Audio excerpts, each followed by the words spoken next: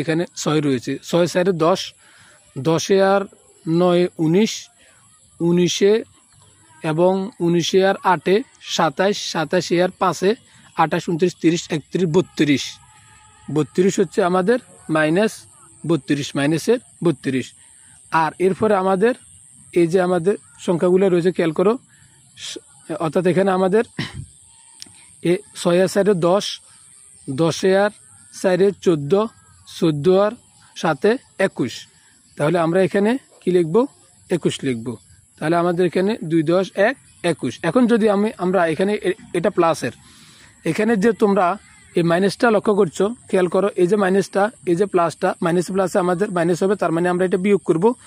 অর্থাৎ এই 2 থেকে 1 বিয়োগ করলে 1, 3 থেকে 2 বিয়োগ করলে 1, অর্থাৎ এখানে আমাদের -11 হবে। কিভাবে -11 হবে? কারণ এই যে এই মাইনাসটা, এখানে যে মাইনাসটা রয়েছে এটা কিন্তু আমাদের এখানে চলে আসবে বড় সংখ্যা হিসেবে। তাহলে এখানে আমরা কি পাচ্ছি? এখানে আমরা পাচ্ছি -11। আমরা এখানে কিন্তু সামেশন এফআই ইউ এর মানটা আমরা -11 করে নেব। এখন এখানে যে আমরা সামেশন এফআই ইউ এটা আমরা পেলাম, এন এর মান পেলাম 30। তাহলে সুতরাং গাণিতিক গড় সমান কি? সুতরাং গাণিতিক গড় সমান হচ্ছে A plus summation F I into U I ভাগ এন ইন্টু এস।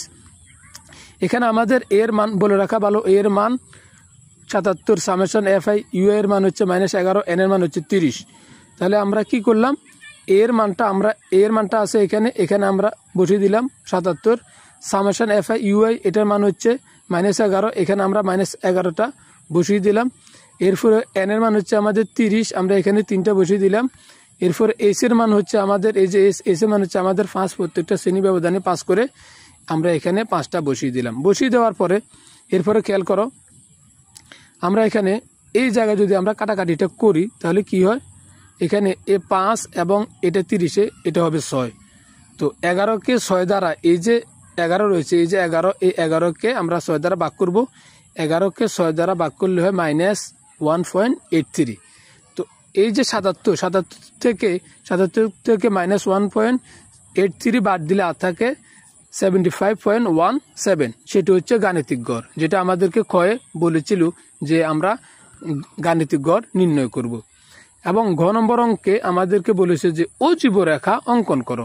তো অজীব রেখা অঙ্কন করার জন্য আমাদের কি করতে হবে? খেয়াল করো, আমাদের শ্রেণীব্যক্তির এই গড়টা আমাদের খ অংশ থেকে নিতে হবে, গণসংখ্যার এটা নিতে হবে, এবং কমোচিত গণসংখ্যার এটা আমরা বানাবো। এখন এখানে একটা হবে এবং এই 1-এর সাথে এই 2 যোগ করে 3 হবে, এই 3টা এখানে বসিয়ে দেব। এবং এই 3-এর সাথে এই